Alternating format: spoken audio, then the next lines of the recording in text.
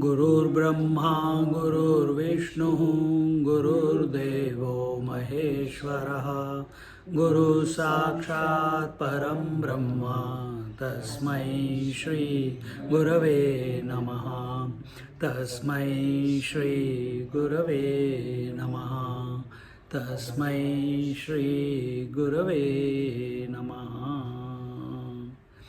So we are in the 7th chapter of the Amrutanubhav and 112th verse. The topic is, there is nothing called ignorance. That is the topic going on. If we say ignorance is, then how can there be isness of ignorance and isness of the truth? Something to think about. There can be only one existence. You cannot have two existences. In one existence, other relative existences can be imagined, can be projected. But the one reality, Sat Chit Anand, Sat means existence, pure existence, it does not become less or more. So here, Jnaneshwar Maharaj, this Amrutanubhav is his direct experience of the reality, and he is putting it down, penning it down for the benefit of us as instructed by his teacher Nivrittinath. So this particular chapter is about that there is nothing called ignorance. There is only truth. Before coming to ignorance, he has removed that truth cannot be called as Satchidananda. Before that, the chapter was that no word can touch the reality. And in this way, step by step, he is taking you away from all supports, because many people on the seat of meditation experience the void. Many people on the seat of meditation experience ignorance as nothingness. And he is here in all the argument till now. We are on 113th verse. Till now, different ways he is taking up the approaches that he has taken, or examples that he has taken, and he is presenting that nothingness is not a thing. Ignorance, and if nothingness, another way is ignorance. So if ignorance, for us, what is ignorance? Shankaracharya tells us, not knowing the self, not being the self, forgetting the self leads to ignorance. And that ignorance then produces a child called desire, and that child called desire produces a grandchild called karma, action. But the question is, have we ever forgotten the self? So this is also in our imagination that we have forgotten the self. Because have you ever forgotten yourself? While being alive, can you not be alive? This is the stupidity of our thinking. And therefore, here he says, in the 112th verse, just recapping, Parinahi pana sagata khauni bharile pota te konahi sagata kafa vela. How can anything grasp that which has swallowed the nothingness along with its contents? It is not possible to apply asti nasti pratyaya, existence, non-existence concept to Atma Tattva. Existence, non-existence is only at the relative level. Sat and Asat, Chit and Achit, Anand and Dukkham. These words, we saw that one chapter before. And what was that? Sat word is used for the reality only to counteract and neutralize Asat. Sat is used to neutralize Asat. Chit is used to neutralize Achit. And Anand, the word, is used in the scriptures, in our explanations, only to counteract dukkham, so that we don't get attracted towards non-existence. What is that? Sleep, or what you call ignorance, or void, or emptiness, or a nothingness. So we don't make that as a focus of our that as our focus, because we see in the nihilist philosophy they only go towards nothingness. There is nothing, there is nothing, there is nothing. In Vedanta we don't say there is nothing. You are there. Who knows that there is nothing? That is important, not nothing is important. You see? So even without the Shankara Bhashya, he is coming to the same point. Then Chit, we don't focus on inert. Where is our attention at the moment? Our attention just few minutes ago, it was on the menu, the masalas, the khaskhas and this and that. All inert. All inert.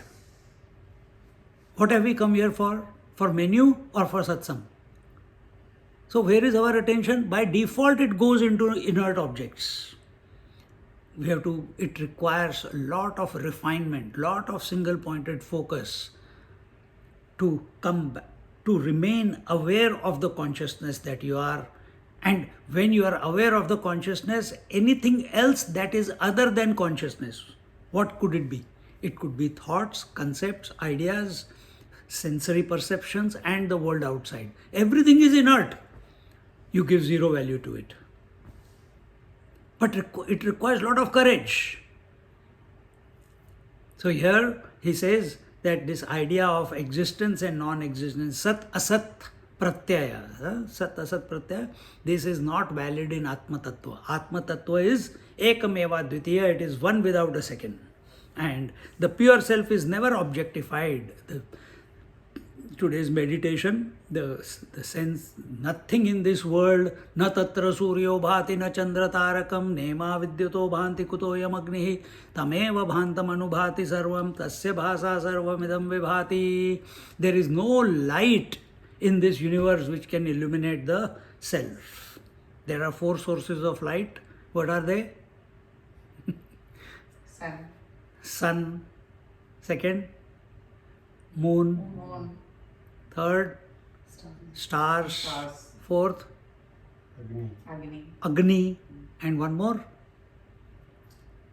Vidyut, lightning. These are the 5 sources of light. They cannot illuminate the sun, the Atma. Then all these, what are they illuminated by? Your eyes. These eyes also cannot illuminate the Atma. Eyes illuminated by the mind. Mind also cannot illuminate the Atma. And the mind is illuminated by the intellect or the I. That I also cannot come to know the Atma. As a thought, it cannot come to know the Atma. Now, everything is invalid. How much will you think? Thinking will not take you there. But that is the only tool we have. So we have to think in such a way that it leads to non-thinking. Meaning, non-thinking, that whether there is thinking or not thinking, we continue to remain the witnessing consciousness. Atma is not affected by thinking or not thinking. Sun is not affected by the day and night. The earth is not affected by the mirage waters. You cannot drink them and quench your thirst. Same way, no amount of thinking, no amount of utilization of thoughts to contemplate on the truth can ever satisfy you. Truth is satisfied by itself. It is illuminated by itself. Nothing else can illuminate it. So that is the point here. The pure self is never objectified. In Nasti, Asti Nasti Pratyaya, the senses are first conditioned to something that exists, and when that object is removed, the senses register an absence. Asti, that at a sensory level he is saying that we see something, and when that is removed, if the 2 fingers are removed, whatever is in between we call it as there is nothing. But nothing is not an object. So that is what he is saying. And when that object is removed, the senses register the absence, nasti. This nasti is with reference to the earlier asti of the object. So this absence that we are talking about is only with reference to this object and this object, the previous object and the later object. Between the two, absence of the object is called as absence.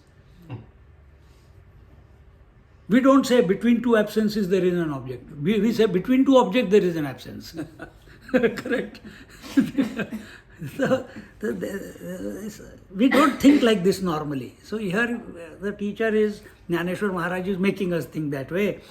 This nasti is with reference to the earlier asti of that object. Thus, existence or non-existence was only with reference to that object. So when we are talking about asti, nasti, sat, asat, chit, achit, it is only with reference to the objects that are present, that are perceived where? Gross and subtle. Thoughts are also objects. Such objectification is not possible in the case of Atma Tattva. Why Atma Tattva cannot be objectified? Because it is beyond the scope of space, time and objectivity. Because it is beyond the scope of birth and death. It is beyond the scope of name and form. It is beyond the scope of all qualities and attributes. Therefore, it cannot be objectified. To objectify, you need some contour. You need some, crystallization. There is no crystallization there. You think you are an individual. What is individual? Crystallized consciousness in this body is called individuality. That, show me where it has got crystallized. When you search for it, you vanish. When you search for it, you vanish. But as long as you are this block of body, you think this is crystallized, In fact, the pure consciousness swallows even the non-existence of or ignorance. Therefore, when non-existence itself has been swallowed up by the pure self, as in deep sleep state, how to talk about ignorance is possible? What do you mean by ignorance is swallowed by the self? Ignorance can be swallowed by the self if we are conscious of the last thought before it becomes unmanifest. Only then. So, when I say this is one thought, this is another thought, and in between what is there? Absence of thought, absence of finger. Then I have given validity to the absence. Scriptures teach us that when, if you contemplate correctly, when the last objective thought dissolves by itself, not because you are pushing it away, by itself, in the right manner you are contemplating, then what remains is not void. Then what remains is not absence.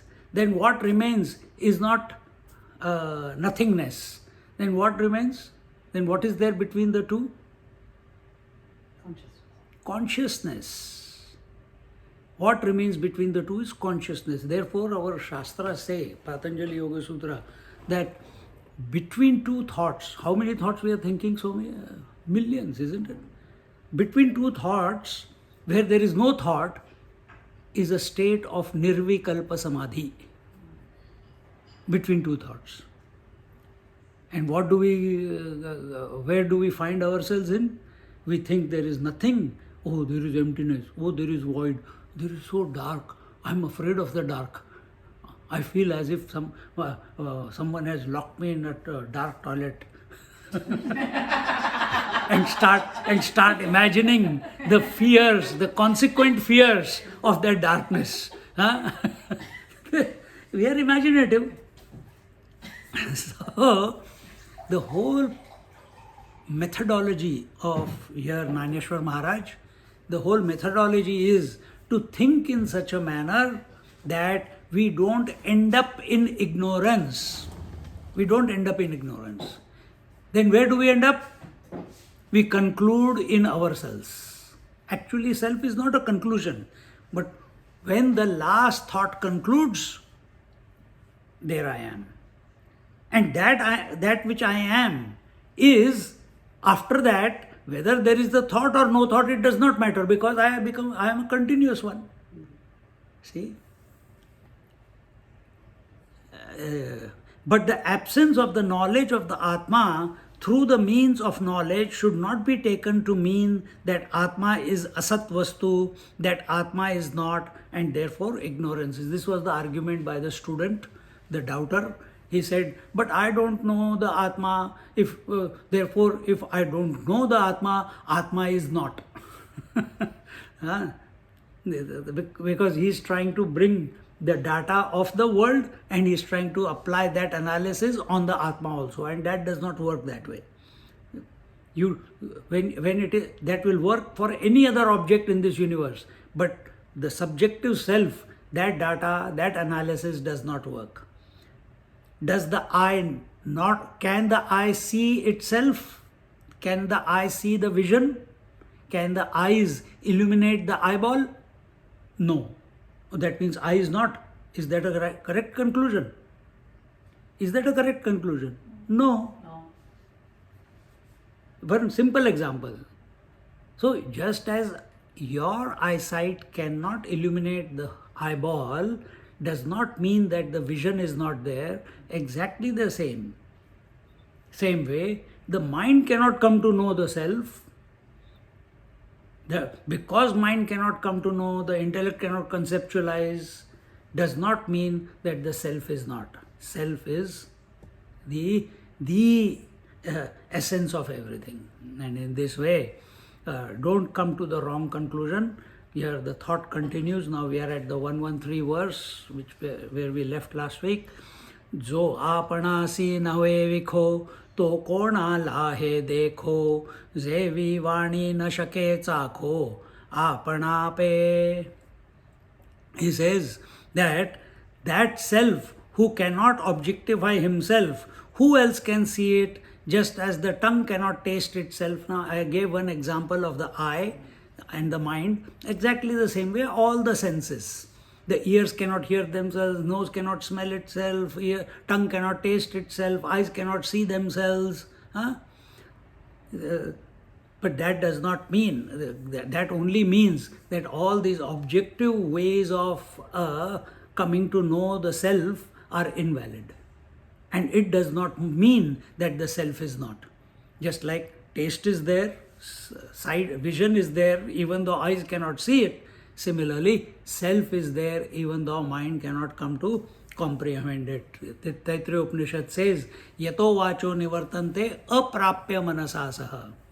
That what is the self, what is that reality to which all the words go and cannot illuminate and come back. Because words are temporary, words are finite, words are inert. How can an inert word illuminate that which is conscious? So, yato vacho nivartante. They go, they talk about it, they can only indicate. So what are scriptures doing to us? They are only indicating the truth. Aprapya manasasaha. And mind cannot comprehend it. The Atman is not able to make itself an object of its own perception. Just like the vision. The vision cannot make the object of its own perception. Same way, Atma also is not able to objectify itself. It cannot objectify itself. The subject can never become the object. Subject can never become the object. The eyes, the vision can never become the object for the vision.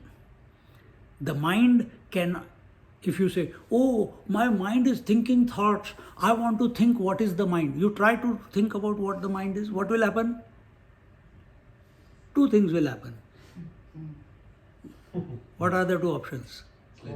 Huh? Sleep. Good, he knows the one. So, if we try to know what is mind, because mind is the container in which the thoughts are coming and going, if we try to find out what is the mind, and we don't have the staying power, bing, go to sleep. And what is the other option? Mad. Huh? Mad. Okay, that's third option. Third option, that we go mad if we try to come to know the mind. It can lead to, if the pursuit is objective in nature, it can lead to madness. It can lead to fear, anxiety, because the fear of the unknown. If I am not able to see my own eyes, similarly, if the mind is not able to know itself, it will start projecting. Wow, oh, I think I'm not there. What is happening to me? I'm losing my mind. I'm reeling. Huh? And the third option? Realization. Huh? Realization. Samadhi. Samadhi or realization, whichever way you go. Depends upon what thought, how you approached it.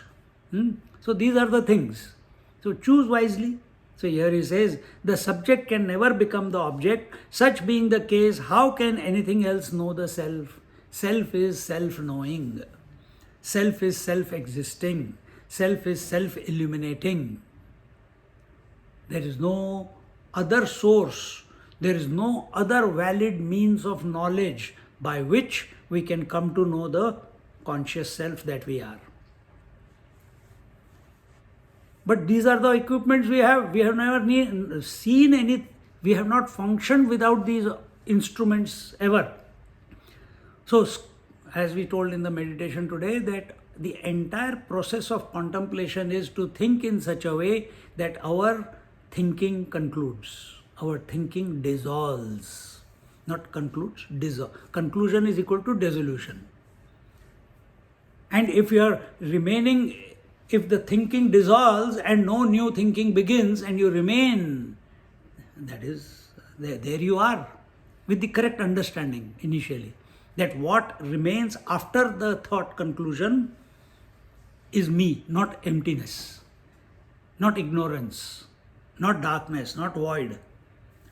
So in this way, the knowledge about anything is possible only in the light of pure consciousness, which itself is the sole source of complete knowledge. How can anything else know the self? All the concepts are illumined by the light of the self. All the thoughts, all the doubts, all the thoughts of the past, all the thoughts of the future, all the thoughts of the memory, all the thoughts of the world, everything is illumined by the self. The thoughts don't have light of their own. They are inert. So what happens? That one pure consciousness that I am, when the medium, which is that medium? Mind. This is just for explanation purposes. When the mind comes in the presence, just like the wave, why is it called water? Why is it called a wave? The water playing with water is wave, isn't it? Similarly, consciousness playing with consciousness is mind. And when that consciousness is playing with consciousness, and as if we see another, what is that? A thought appears. And what is that thought? Thought is nothing but subject, object, and instrument of knowledge, the triputi. That triputi goes into making one thought. Thought cannot come in your mind if there is no subject. If there is only eyes and there is only vision to see, but there is no seer, you cannot have a thought of what you have seen. Same way, everything else. If you have the subject, I, and you have the instrument, but you don't have the object, then also the thought cannot appear. Then what will happen? If only subject is there and no, the instrument is there and no object is there, blank. See? So you need subject, you need the object, and you need the instrument of knowledge. Seer, seen, seeing, hearer, heard, hearing, experiencer, experienced, experiencing, knower, known, knowing. In simple terms, rather than all these, subject, object, and instrument of knowledge. The consciousness as if dichomatizes into subject and object. Subject is the intellect where the light of reflection happens, and The object is where the general light is there. See? So right now my eyes are on any one of you, if it is on her. So my eyesight is on her, but my vision is illuminating the room also. So this is specific, this is where my attention is, but everywhere else, last week I explained, now there is a general light in this room, but that bulb is having specific light on that. It's still a bit diffused, but you can have it close to the wall, and it will have a sharp light on that. So wherever the light of consciousness is falling in a concentrated form, that is called I, that is called intellect. And where there is general light, that is called the mind. And then this game is going on continuously. See? And that is what is told here, that the knowledge about anything is possible only in the light of consciousness. Because there is subject can never come to know the pure subject. The I thought has to dissolve in order for the pure subject to reveal.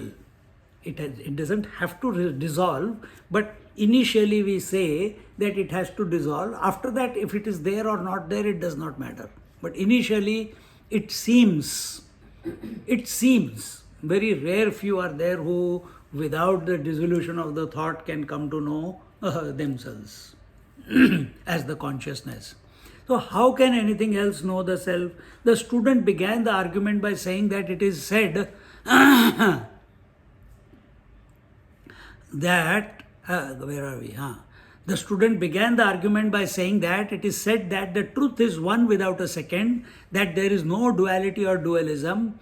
Duality is outside, dualism is within, and we are experiencing both. Software update. We are also doing software update. So, but we are experiencing both all the time. We are experiencing duality in the mind, subject-object duality, aham idam, and outside I see the day and night, I see the man and woman, I see everything is opposites in the world, isn't it? Inside, outside, down, up and down, back and front, east and west, and so on. So, if they are not in the Atma, where from have they come? If all this duality and all of the mind as well as of the world, if they are not in the Atma, if Atma is one without a second and it is homogeneous consciousness, continuous consciousness, ekarasa,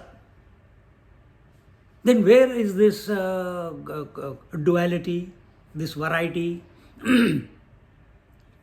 It must be from ignorance because we do not know. So if you can't say that it is Atma, then there must be a cause, no, for everything.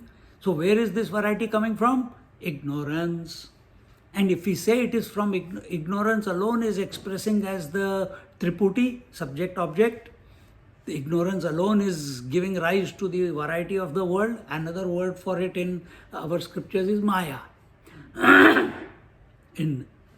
Here in Shastras we say it as ignorance or Maya. So it must be the Maya, it must be the ignorance. That means ignorance exists. If you are attributing the variety and the duality to ignorance, then ignorance is there. If you can't prove that it is from the Atma, then it must be from ignorance. It must be attributed to someone or something. And therefore Sant Jnaneshwar observes that this is wrong logic. Logic is similar. If you can't illuminate your eyes, does not mean you cannot see. See? If your eyes are not able to illuminate the eyeballs, does not mean there is no vision. This is the type of logic the student is giving. That if all the objectivity in the world, all the duality in the world cannot be attributed to the self, then it must be ignorance, therefore ignorance is. Sant Jnaneshwar Maharaj says, this is wrong logic because the tongue cannot taste itself nor the eyes see themselves. This example I have already taken it.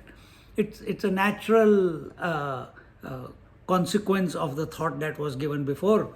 Does that mean that the tongue or the eyes are not or the speech is asat, it only means that the Vani is a Vishaya. A Vishaya. What is that? A Vishaya is without an object. Speech you can speak, you can see. If there is some object, only then you can see. If there is no object, what do you see? You say you are blind. You go to a room in the night, tonight, or now, not while listening, afterwards. Go to a room, close everything, put the light off. Are you absent? And in that pitch darkness, you cannot see the chair, the bed, the table, nothing. It's pitch dark. Because your eye is not able to illuminate any object in the room, does it mean that no object exists? That's not our conclusion. Does it mean that the eye, not only the object does not exist, does it mean that the vision does not exist? Because it is not able to illuminate anything. The circumstances are such. What is that? Absence of light is, but that does not mean that your vision has become absent. Vision is there, but there are no object. Objects can be known only in the presence of light. See?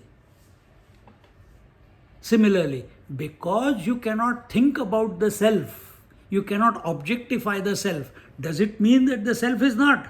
No, self is in spite of objectification or non-objectification.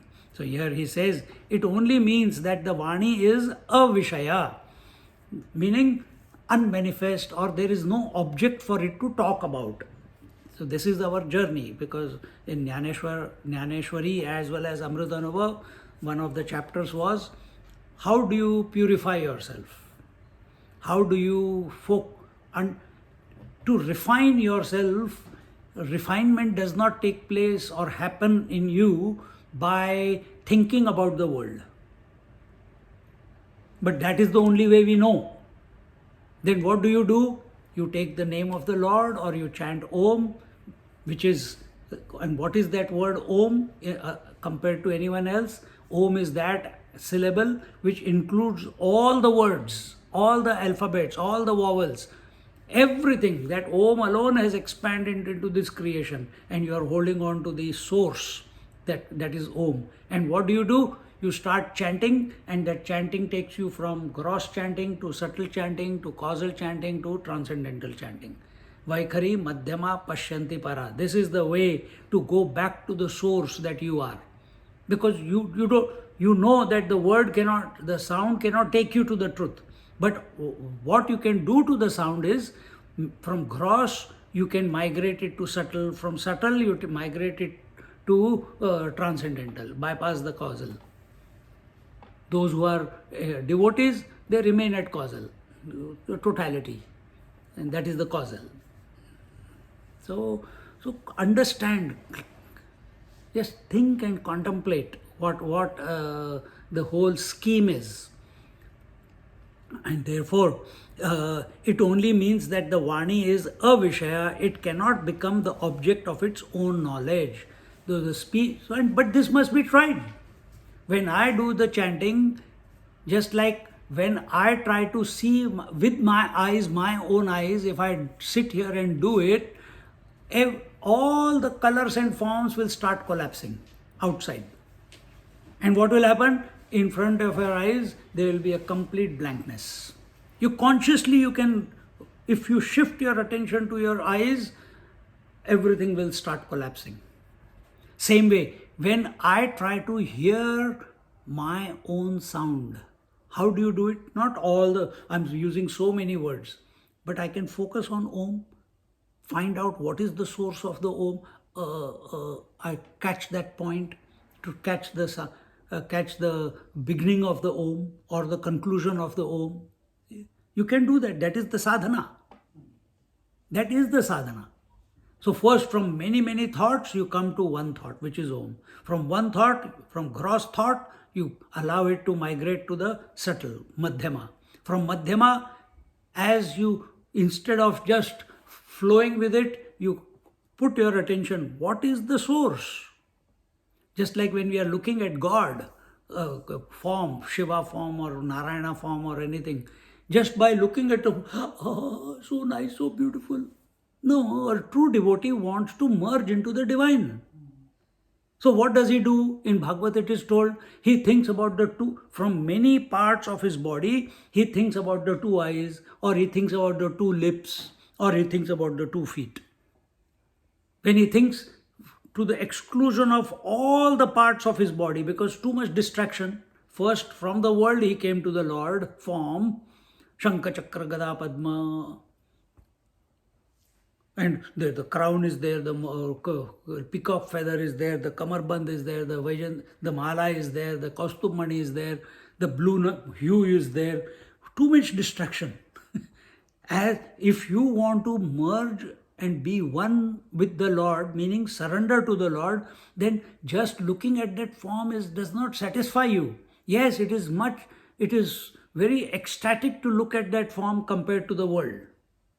But it is not enough. I want to merge. What is that life in that form called Narayana? What is that life? What is throbbing? Because I see his body also. So just like in my body there is consciousness in him also. How can I access that? So then the devotee in Bhagavad it is told, Krishna is telling Uddhav in Uddhav Gita, think of the 2 eyes, you will merge into the 3rd eye. Think of the 2 lips, the lips are always open. When he breathes in, he will suck you in. You think of the 2 feet, from duality, these are the final dualities. The 2 thighs, the 2 lips and the 2 feet. Between the 2 feet also there is always a gap if you keep them together. If you keep thinking about it, you will merge into it. Then you and Krishna, Narayana are one. Similarly with Shivji also. See? So thought is leading to thought-free abidance. Thought-free abidance.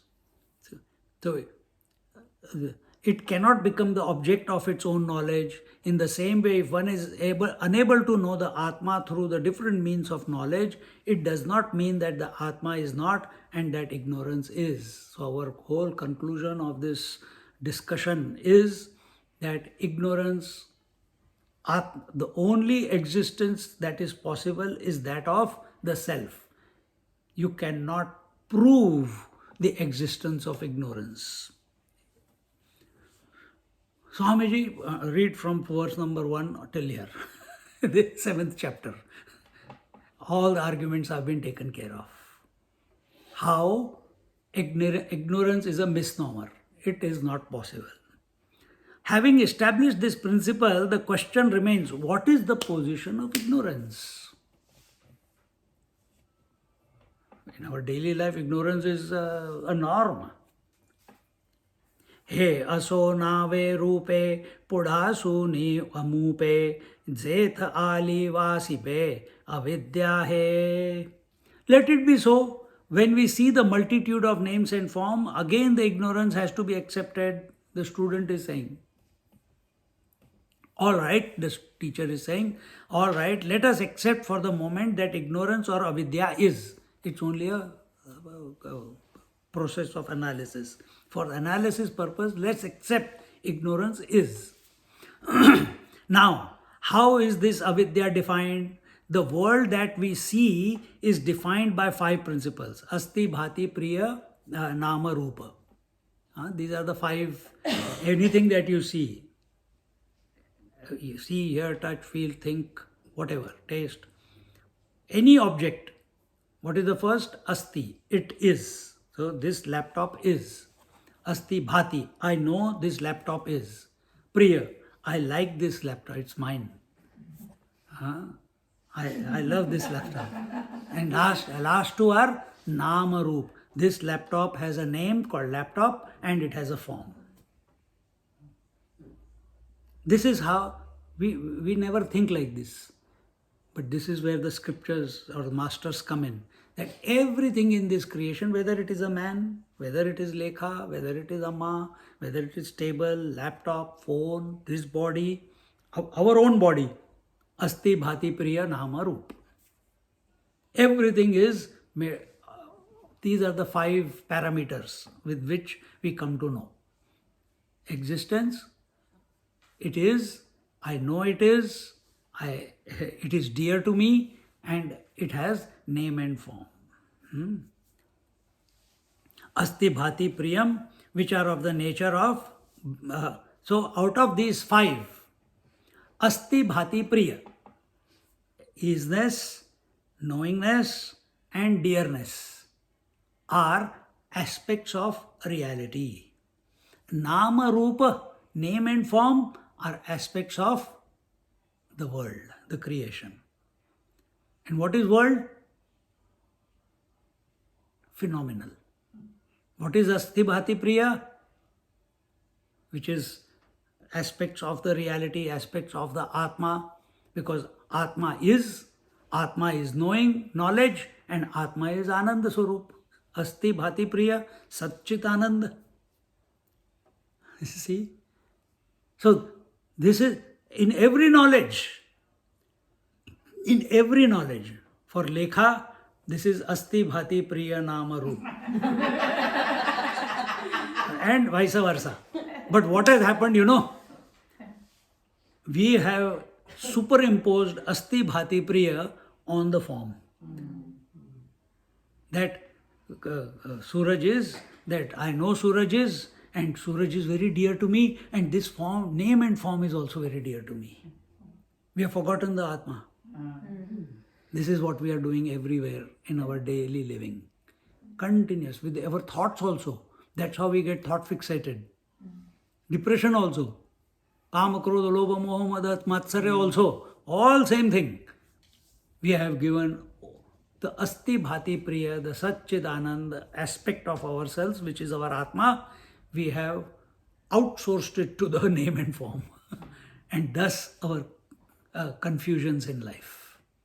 Thus our feeling that we cannot live without the world. Thus our feeling that we cannot live without the possessions. Thus our feeling that we cannot live without our memories. Understand? It goes, if you contemplate on this and understand that you are the Satchidananda Swarup, free, right here and now. Anyway, let's see where the topic is taking us. Priyam, which are of the nature of Brahman or the Atma. And the Nama Rupa, which are Jagat Rupa, they are of the world. If the world is created because of ignorance, then ignorance presents itself in the camouflage of multitude of names and forms. And the moment the inquiry into the pure self begins, ignorance disappears. If you say the whole world, Nama Rupa, is an expression of ignorance, if you inquire into it, ignorance disappears. Now, just now, one simple example I took, Asti Bhati Priya Nama Roop, and the way we explained, Acha, unnecessarily I am falling in love with him.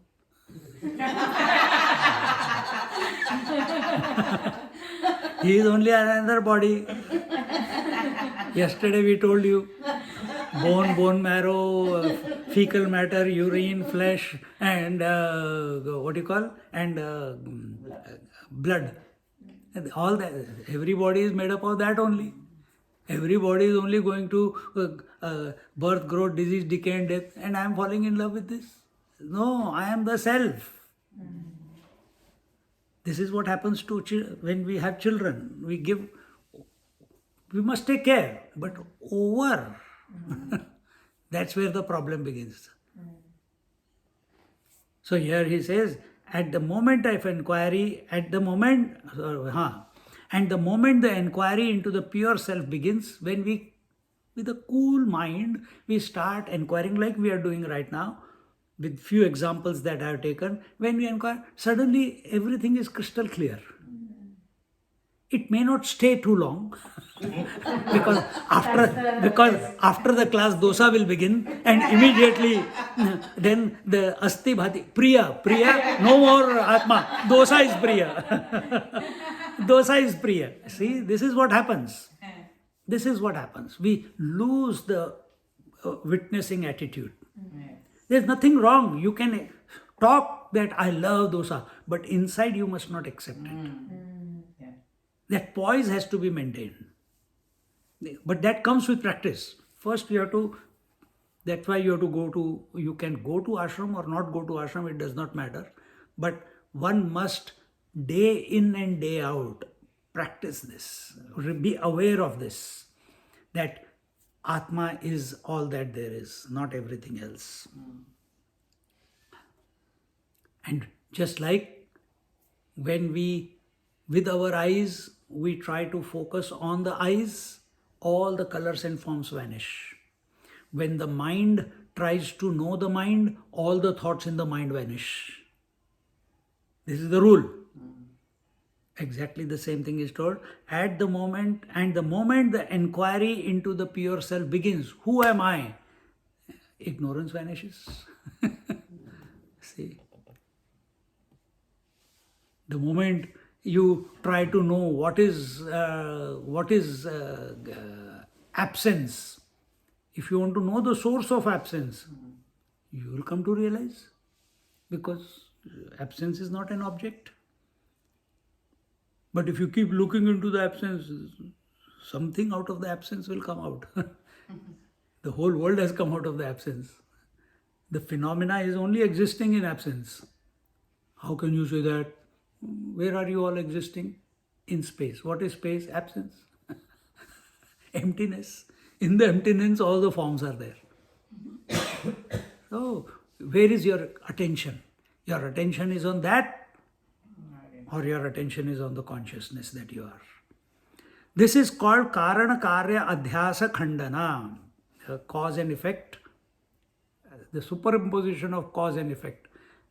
In spiritual journey, cause and effect has no place. If you are wanting to, if you are desiring, if you are a mumukshu, if you want to realize yourself, you have to come out of the cause and effect relationships. Cause and effect, I am the father of my child, you have to listen to me. You must do that, but don't take it too seriously. This whole phenomena is just, it's just happening. It's just happening. Better to take it as a leela, to focus on the divine. Because if you think of this world, you can never work out what the world is. But if you think of the Om, or if you come to the Atma Tattva, then also there is no world. Because only Atma Tattva is. Then you will see at one level down, you will see the whole world, nothing but a play of the self with itself. Just like from far away you see all the waves, nothing but a play of water with themselves. That is the truth. Recognize, realize while you are alive. So here he says, the cause-effect relationship is denied. Cause and effect relationship keeps us in the loop of relativity. Self is not cause and effect. It is not an effect of any thinking. It is not an effect of any concept. It cannot be conceptualized. It cannot be worked out. Truth is independent. So where does cause and effect function? Cause and effect functions only in the worldly level, relative level. So I'll give you a few examples, but truth is apart from that. Deep sleep is the cause, waking and dream is the effect. Parents are the cause, child is the effect. Space is the cause, air, fire, water, etc. are the effect. Hunger is the cause, food is the effect. See, vision is the cause, colors and form are the effect. Mind is the cause, thoughts are the effect. And in this way, totality is the cause, individuality is the effect. So, ocean is the cause, all the waves are the effect. But are all the waves only in one ocean? There are many oceans. Absolute is what? Is ocean absolute? No. Water is absolute. From water's point of view, there is no cause called the ocean and there is no effect called the wave. From water's point of view, only water is. This is where we want to get to about ourselves. So we are going beyond cause and effect. We are going beyond totality and individuality. We are going beyond micro and macro, samashti veshti. For that requires a very cool attitude towards everything cannot be taken at face value. It requires a different angle of approach when you're coming to the scriptures, when you're coming to yourself, when you want to come to be the self. When the attention is on the gold, the names and forms of the ornaments are of no consequence. I gave you the example. If the attention of the eye is on the eye, then all the colors and forms will vanish. If the attention of the ears is to hear themselves, all the sounds will vanish. Try this example. We have done all these experiments.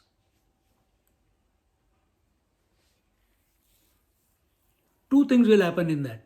One thing is no sound will be heard, but at the same time, if you are not careful, you will hear all the sounds. Then you will go mad. You'll go mad because all the sounds. You try to control your mind and you start hearing all the minds. One was not, it was itself a problem. Now I'm hearing, if I look at this fellow, I know what he's thinking about me. I look at her, I know what she's thinking about me. It becomes a bigger problem if our attention is not on the conscious principle. These come, but you have to learn how to negotiate through them. That's not the point here. Our attention is, where is our attention? Is it on the gold or is it on the gold and name and form? Is it on the ornament? Is it on the Ravana or the Ram? What you buy is a necklace, ornament. When you go and sell, the goldsmith doesn't buy a necklace back. He buys only gold. But I paid 30,000 rupees more. Oh, that is for your eyes you paid. I sold you an ornament, but I buy back gold. Very clear. So where is our attention? Is our attention on the glitter or is our attention on the essence? That is important. And this way, the gold alone is the reality. Mrideva Satyam. The clay alone is the reality. In the pots, the clay alone is the reality. In the waves, water alone is the reality. Not the names and forms of the pots. And that means both the cause, the karana, and the effect, the karya, are superimposed on pure clay.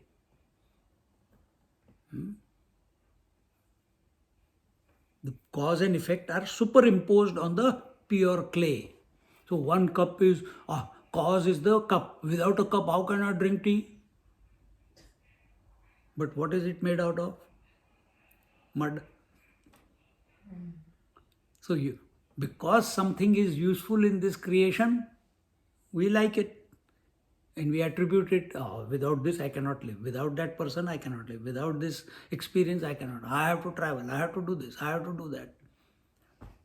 What have we done? We have outsourced our happiness to some aspect of the creation.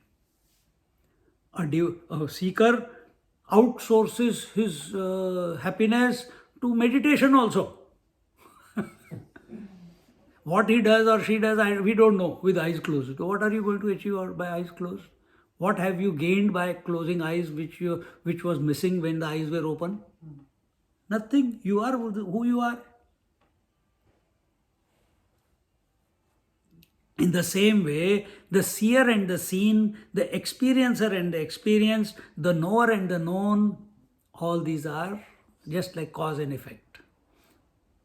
Known, the creator and the created are nothing but the same Paramatma Tattva, giving an illusion of cause and effect. When we don't know the Paramatma, then our attention is only on the creation or the relativity, then it is, the world is so big, before I was born this creation was, who created this world? Then some come what else?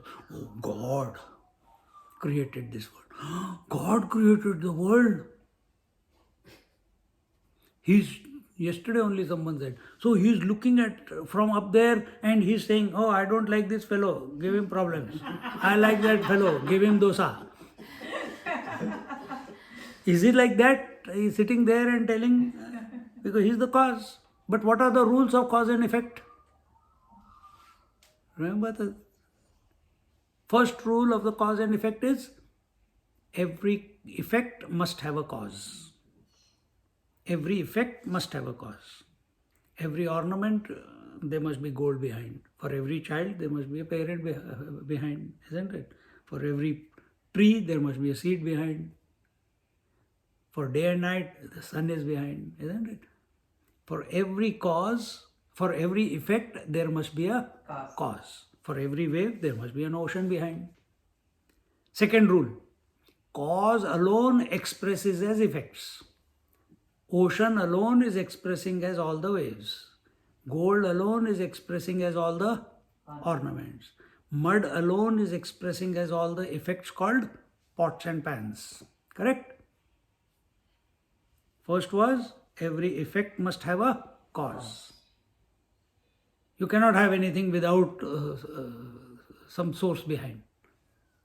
Second rule, that source alone is appearing as various effects. You don't know that. You can't see that, but you have to. So that one light is the cause and the seven colors are the effect. If there is no, so is it that something else is becoming the seven colors? No, it is the one light alone, the cause alone appearing as the seven colors. It is that one ocean alone which is appearing as the multitude of waves. It is that one gold alone which is appearing as multitude of ornaments. So what happens to the multitude? Maximum two things will happen. One is they are manifest or they are unmanifest.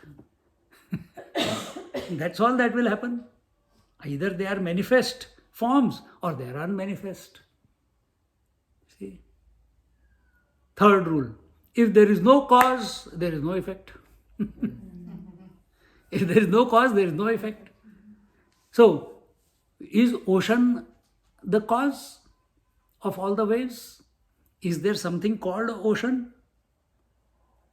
Or it is also another phenomena, total phenomena, just like a wave is an individual phenomena, ocean is also a total phenomena. Is it? Yeah. Or is it a reality? No, it is a phenomena. See? So, when we contemplate within ourselves, we are going back to the consciousness. We find that this consciousness alone is playing the game of cause and effect. And what is that game of cause effect? Subject-object game.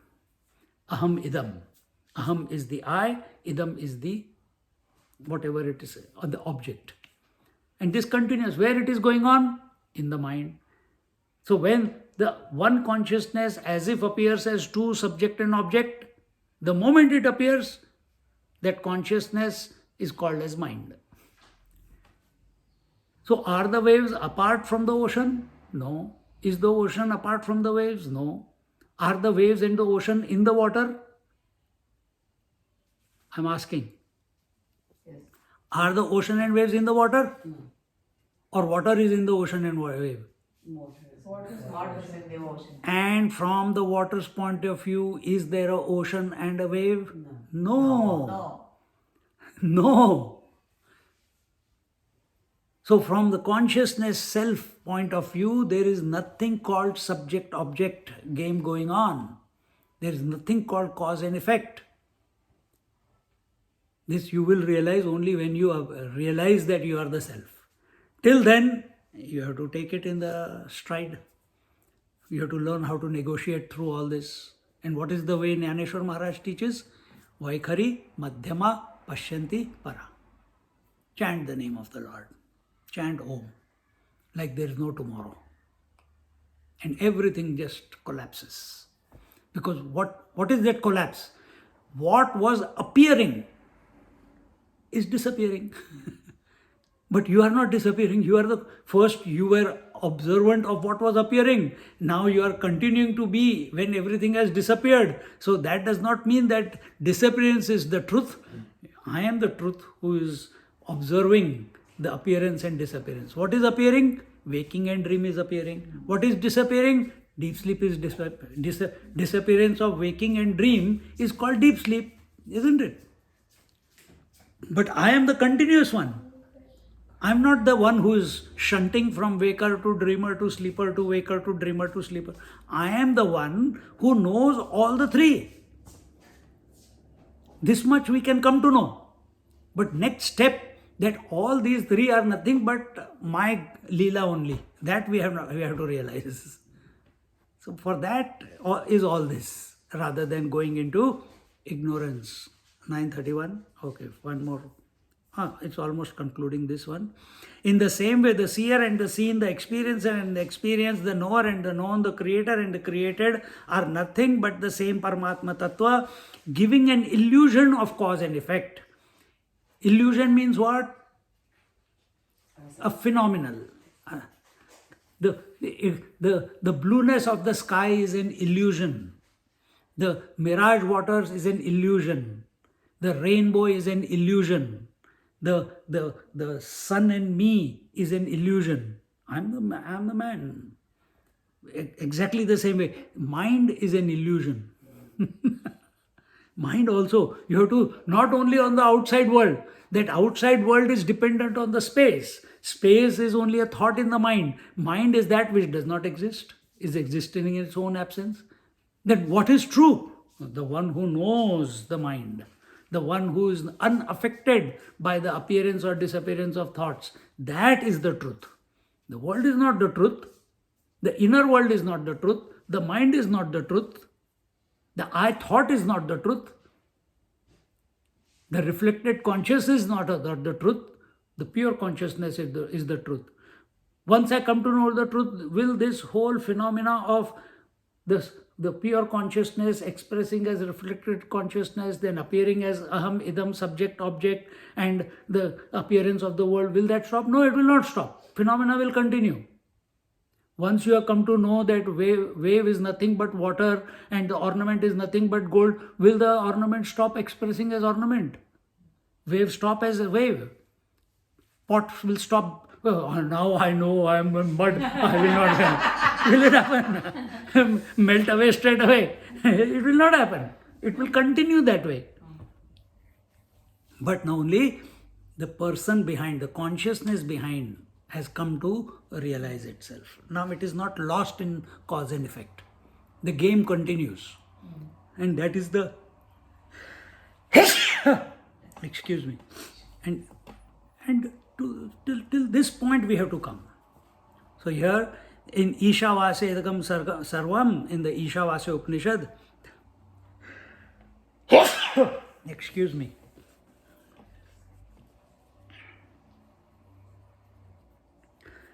it says that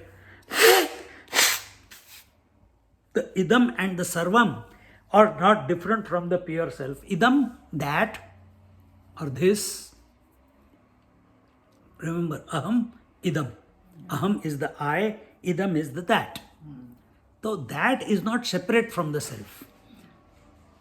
So if that is, I know the thoughts coming in my mind, have the thoughts become separate from me?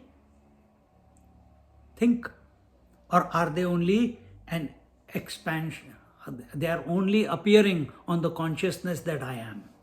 Just as the waves are appearing on the source, that is the water. And water continues to be water. Exactly the same way. The Karana Karya Bhava, this delusion is located in one's intellect. So why are we not realizing it? Only because of our shortcoming. What is that shortcoming? We have in our intellect accepted ourselves to be an ignorant person.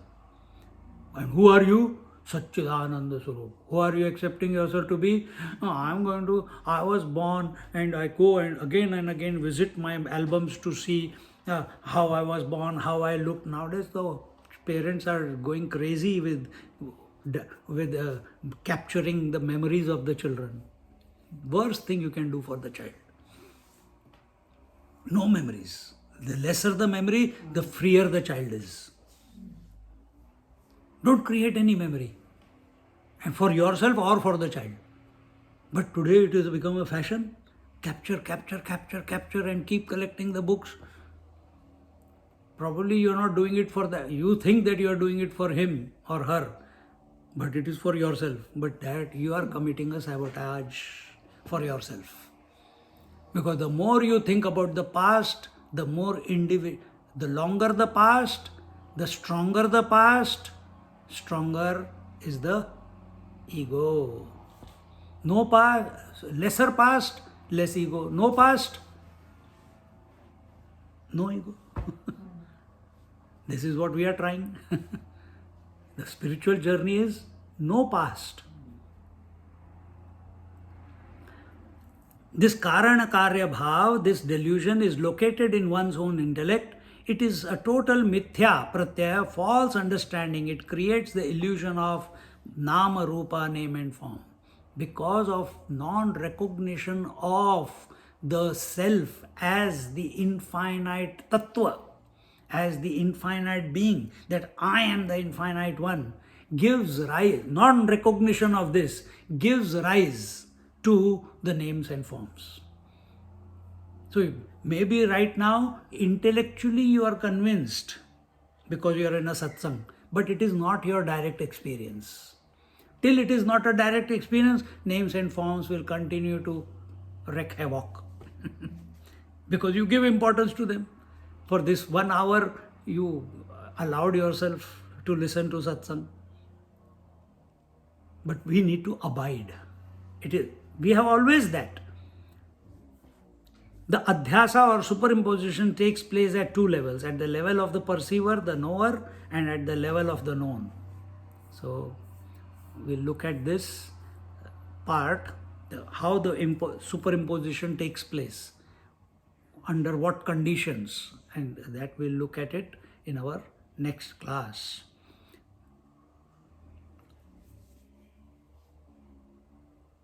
Om Purnamada Purnamidam Purnat Purnamudachyate Purnasya Purnamadaya Purnameva Vashishyate. Om Shanti Shanti Shanti. Hari Om Shri Gurubhyo Namaha. Hari Om. Just sit quietly for a moment.